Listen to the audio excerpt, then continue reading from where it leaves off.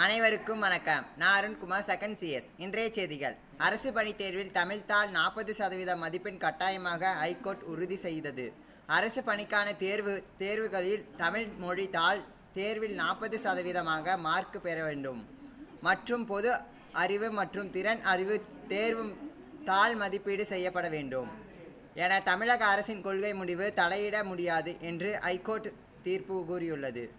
தமிழ்நாடு அரசு பணியாளர்களிடம் சட்டத்தில் 2021 ஆண்டு திருத்தம் கொண்டுவரப்பட்டுள்ளது.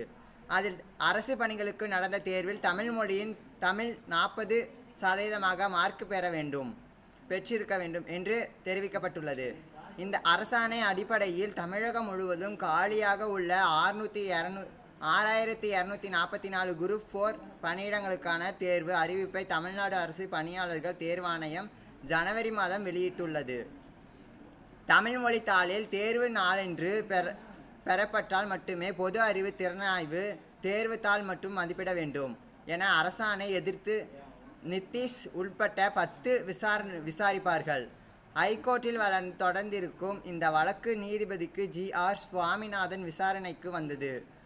அவர் தனது தீர்ப்பில் கூறியதாக விண்ணப்பித்தாளர்களுக்கான கல்வி தகுதியை நிர்ணயிக்க அரசு அதிகாரி உண்டு. குரூப் 4 தேர்வுக்கு பதிவு செய்த வாக்காளர்களின் மக்களுடைய நேரடியாக தொடர்பு கொள்ள தமிழ் மொழியின் புலமை பற்றிய இருப்பது அவசியம் என்ற அட்வொகேட் ஜெனரல்ஸ் வாதம் சரியானதானது.